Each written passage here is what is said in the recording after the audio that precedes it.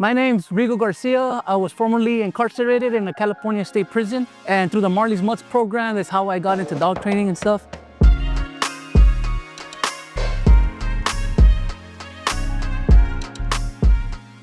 All right, so I got my dog Mick. A lot of you guys know Mick, great dog. Came out of Holland from a KMPV kennel, and he's out, very mentally stable dog. He's been able to build a relationship not only with me, I got him when he was 3. He's 8 years old now, and he's been good around people, around my pet dogs that I've been with for a while already. And I had a lot of fun learning from this guy. This guy made me. That was the first dog I've ever had in personal protection. I had to learn Dutch, the commands, and kind of get in tune with what his purpose in life was. And also getting acclimated into the pack. I want to talk about relationships, right? Like, you never really see a KMPV dog be with the pack like this, right? Here, you never really see that. It's always, they're in the kennel, they come out, they do police work or they do personal protection, and the dog's always on the go. My cup of tea is actually my pet dogs. I recently had 2 dogs come from the same kennel, and it was very interesting to see how they came in, right? And their mentality, I understood it because these dogs' mentality when they first got imported, you're like, hey, like, you don't know what's gonna happen, right? And you're looking, you're observing, you're reading the environment, and the dogs felt so lost. When I first went into prison, right?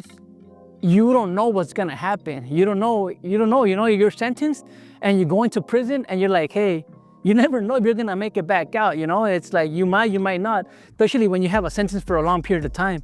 And the acclimation to this environment that the dogs went through, it was pretty hard, and I had a lot to relate to. You know, you feel lost, lonely, and you get thrown out in the world, you know, where you've never really been. And that's how I felt. That's how I felt when I first went into prison, and I kind of felt lost. But then you start adapting, networking, you start growing and stuff like that. You start acclimating to the environment, the dogs, and the people around you, and it builds you up for who you're gonna become, honestly. And it was very interesting. And where I was going to is that a lot of the times we have these type of dogs, right? The KMPV dogs that are normally like for police work. You never really see him socializing with dogs that are in day camp centers and all that stuff. One, he's not fixed. And a lot of times you'll fall under the impression of like, hey, oh, your dog can't come here because he's not fixed, or neutering the dog is gonna help him with the behavior. For me, it was more like, I feel like those are just excuses, you know? You have to put in the work and really like understand it. And I was able to learn a lot from him. Good boy, Papa. Yeah. And also what happened was, Lloyd. You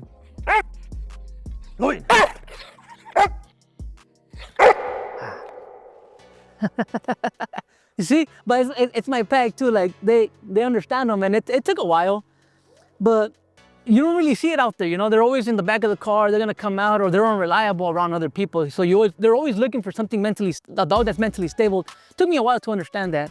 I go to places and I always talk smack like this, right? I'll go to places and I'll be like, hey, I'm gonna pack walk all your Mallies. Like, bring them down and I'll pack walk them, because this is what I do. I don't do that. That's my hobby. That's like my little side, my enjoyment with my dog, you know? And I tell everybody like, hey, Busta, I'll pack walk all your Mallies. I'm like, hey, if they don't work, send them to Rigo. and me and the homie Mike, right, with the Quick, we're always like, hey, ugly ass dog. Oh man, we just have fun with it. Mick, full again. Full again. Well, off. I shouldn't have told him full again. Full again means coming to a focus heel, but I kind of let him get away with it right now. Los. Off, driving. All right, so whenever new dogs come into the pack, I always look at it in a way of, like, I'm always looking for the dogs to come in respectfully. In prison, when I was in prison, right, a lot of times I would come in, there would be like, oh, hey, that's a cool individual or very interesting person, right? And you have to come in respectfully. So a lot of times, like, when you first approach someone, you come respectfully and they'll accept you and they'll respect you back, right? If you come in too hard or a certain way, you can give a different impression. So coming in right is very important, especially with dogs. And that's what I've learned through the time. Like, I don't want him, he's a very intense dog. I don't want him coming intense with them. Even though he doesn't have a bad intention, but like the smelling or because he's not fixed, so he kind of gets over aroused. But also coming properly into the pack respectfully to where they understand and they're able to see that I have the situation under control and I don't want them to be correcting each other. That's for me to do it. If I don't like something, I step in and I manage and I will balance the pack for them to be successful, the same way that I had to be successful when I was in prison. You know, if I wanted to survive, I had to come in right to the right individuals. Having that approach in life and just coming right in these type of situations when meeting someone, or even if you're gonna greet your dog, you know, just coming right, you know, nothing face to face or too harsh, too strong, because it could create a little bit of tension, makes the person feel uncomfortable, and they have to approach you a certain way. So a lot of times I'm like, hey, bring them in, unite them politely.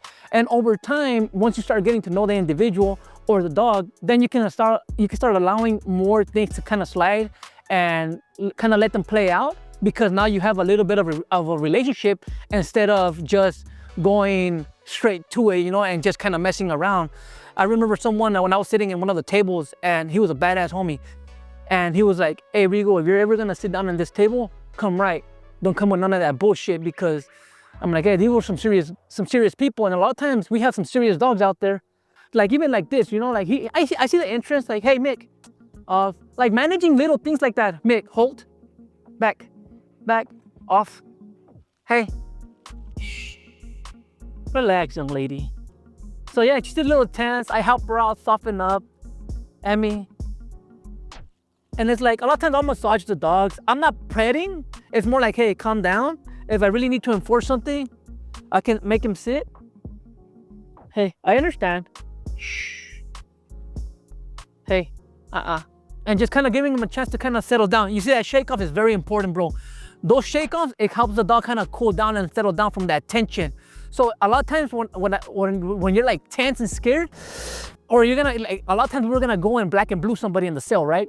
And you're like super pumped up, and sometimes I'll be like, the homie would come up and be like, hey, relax, Rigo, you know, we're about to hurt somebody, you know? And he's like, hey, relax. So a lot of times we do little things like that, like, hey, settle down, relax. I know that you're tense or you feel uncomfortable about the approach of this dog or this person, or you're gonna do something. So a lot of times, like, massaging us and kind of like, even like right now when I'm shooting, I kind of like, I feel like I was a little off. You get that little bit of adrenaline rush. This is happening, I'm doing this, I gotta watch this, guys. Being very aware of your surroundings is also very important. And learning how to manage those type of situations as a pack, well, it's what builds a relationship, that leadership, bro, in order to have a well-balanced pack and also a well-balanced life, man. It's being able to hold that coffee cup, sip, and relax, you know, and just enjoy it. So just be patient and figure out what's best for you, man. You know, take it slow and accept what it is and try to make the best of it. Thank you, guys.